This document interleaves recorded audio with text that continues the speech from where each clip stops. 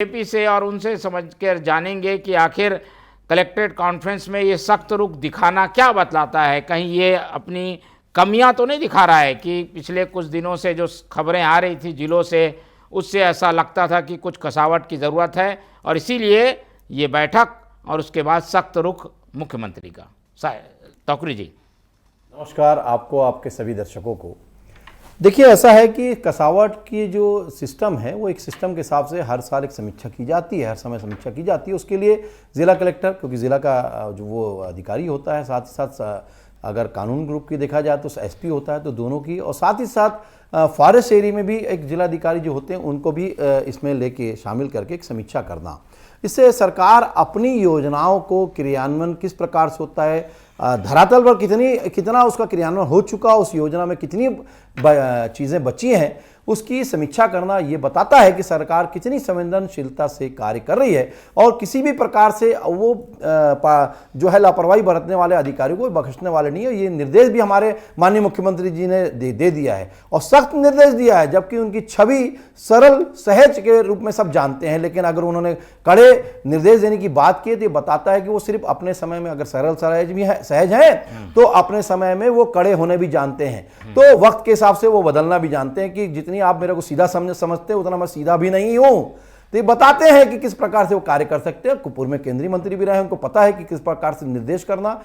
देना और कार्रवाई करना। तो ये अपने आप में उपलब्धि है और उनको जो निर्देश दिए गए हैं, कुछ बिंदुओं पे कार्य करने की बात की, चाहे एसपी की बात करें तो सूखा नशा हो या जिस प्रकार से नशा का कारोबार बढ़ता था उस पर कार्रवाई कितनी की गई। ये पहली बार ऐसा हुआ है कि 20 महीने में, अब उसके पहले भी आप देखेंगे कभी ऐसी ठोस कार्रवाई नहीं हुई। आज नशे के सौदागर अंदर होते चले जा रहे हैं, उनके ऊपर कार्रवाई की जा रही है, ये उपलब्धि बताता है। साथ ही साथ नगर निगम में 7 बजे से सुबह से आपको समीक्षा करने के लिए पहली बार कलेक्टर को निर्देश दिया गया है कि वो जाके वो देखें कि नगर निगम या नगर निकाय में किस प्रकार से कार्य अगर नहीं हो रहा है तो उसको कड़ाई से पालन करने के निर्देश भी उनको दिए गए हैं। इसमें कोई कोताही वो बख्शने जो है जो माननीय मुख्यमंत्री जी देने वाले नहीं है। साथ ही साथ अगर आप बात करें कि माननीय मुख्यमंत्री जी ने यह भी बता दिया कि अगर आज धान खरीदी, आज देखिए आज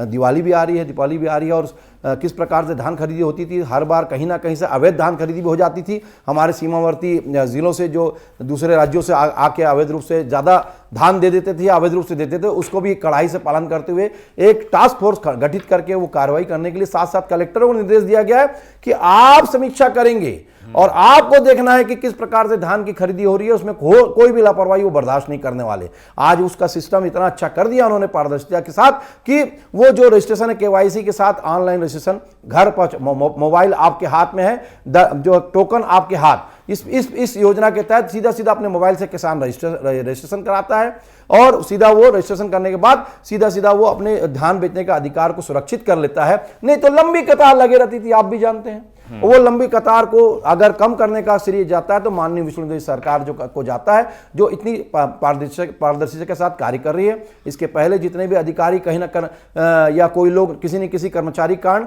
धान खरीदी में कोताही बरती जाती थी या बाहर पानी भीगता हुआ नजर आता था, लेकिन ये सरकार है इस बात को समझी है और साथ ही साथ वो इन्होंने ये भी बता दिया है कि अगर उसमें भी लापरवाही होगी तो कलेक्टर जवाबदार होंगे। एक जवाबदारी भी तय की गई है। तो ये बोलना ये सरकार का ये सबसे बड़ी बात है कि इसके पहले जो कि किसानों की सरकार जो है वो कहा जाता था सरकार को, माननीय विष्णुदेव सरकार को, वो आज बता रही है कि किस प्रकार से किसानों की तैची है, किसी प्रकार से फ्रॉड होने देना नहीं चाहते और खाते में 7 दिन के अंदर पैसे देने की बात कर रही है। ये बताता है कि कितनी तरीके से हमारी सरकार के अपने समय के लिए